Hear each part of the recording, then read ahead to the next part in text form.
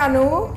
Hi Sharan, so good to see you. Yeah, nice to have you here. Thank you so much for inviting us into your home. You're welcome. It's lovely old home, and what a visual treat, yeah, as soon as you enter. Well, it's some interesting. This looks like calendar art, no Sharan? Actually, not calendar. It's an artist who uses a lot of popular culture. A lot of his imagery is from the charts, and it's from the iconic images that people use in their homes. He's a young artist from Kerala, and he used to illustrate the editorial pages of NDTV, sorry, not NDTV, but the India Today Malayalam edition. And so, he's got a lot of intellectual content in it and a lot of satire in it, and the way his comments go, it's all very, very relevant. With Rajinikanth. Yes, it's like Rajinikanth on a lotus, like any icon, like a Lakshmi or a Saraswati on a lotus. Because the lotus is very much part of Indian iconography. And the name of the artist is? He's PG Dinesh. Lovely Sharan, gorgeous. Yeah, actually I love his work. And what about this one here? You must take a look at this. This is his name is, the artist's name that is Praful Singh. He works in fiberglass, and he works with images that are, very classical and very, very somber and very sublime. And I like that warm pink, like a burnt pink. Yeah, and also the interesting part is that he has the top of the body, the top of the torso is resting on just the hands. So technically he's balanced it beautifully, The way he's quite a good artist. Where is he based? He's in Bombay. Bombay and Baroda. So he's a young artist.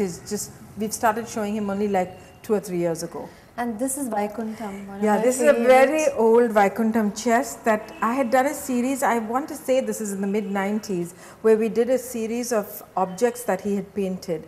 And this is a chest that I kept for myself. And I don't think he's ever done it again. And he's painted all over the chest, inside the chest, outside the chest, everything. Oh, you mean this inside as well? Yes. It's not a very neat one, but it's all right. You can look at it. I store some other things in it. Oh, it's good. I never knew he painted on objects. No, he didn't. It was just one exhibition he did with us, and he painted boxes and chests, and I did a couple of small pieces like this.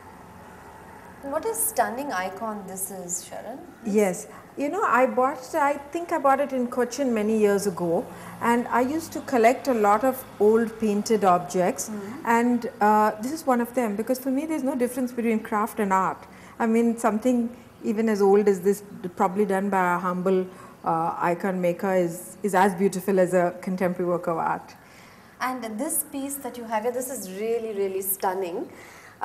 It's quite a dark piece, no, that greets you when you walk in and come up the steps. It's the drama of this work that I like. It's a work that I bought many, many years ago, and it used to be in my old house. And it's an artist called Shambhavi, and she's from Patna, and this is a landscape at night. And the things that you have here are not for sale, and these are your own, your this personal is just stuff that I like to live with. This is beautiful, Sharan. I think the art market is, at least Indian art internationally, is doing really well right now. Well, we had a bad time for the last 18 months or so, and it's slowly showing signs of recovery. Of course, the auctions are doing very well, because you know what all has been happening in the... I read that a piece by Raza called Gestation sold for $1 million in New York. Yes. I mean, this is definitely a nice thing for all of us, because then it helps the art market. But I have to say that it's moving very slowly, and I expect even this year to be a bit difficult. And it's good, because India never actually went into a recession like the rest of the world, because I think we are quite resilient. And the art market is the first one to show signs of recovery or signs of the deep depression. And we did suffer for 18 months, but we're okay. I mean, slowly, I know I can pay my salaries, and I know I can pay my costs, so I feel more comfortable now. It was a little scary for about 6-8 months. But who are the other artists doing well? I know one is Subodh. Subodh's doing very, very well, because he's become the hot favorite of all the international jet set. But there are people like Sousa who are doing very well. Tayyab Mehta, of course, has always done well in the last 5 odd years. Hussain, the older works, the works from the 60s and 70s are doing very well. The recent works are doing okay, but not as well as the early works, because most collectors now have become very discerning, and they want to buy mostly work that they can't get. You know how it is. Everybody wants what they can't get. And even with Sousa, it's the same. Then you have a lot of younger generation artists who become very good now. I mean, who become very collectible and are being shown in museums, they're being shown by international galleries. And very often people ask about internationalization of art. And I think the internationalization actually happens only when non-Indians start buying and non-Indians start looking at it.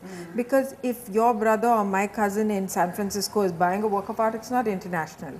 You know, I think that's still an Indian market. It may not be an Indian market rooted, I mean financially rooted in India, maybe their businesses are overseas, but the international market is when audiences that don't understand India see some light in the visual representation of whatever it is. And because for instance, Subodh, it's really because of the objects he uses. He uses steel patrams like Aratna stoves.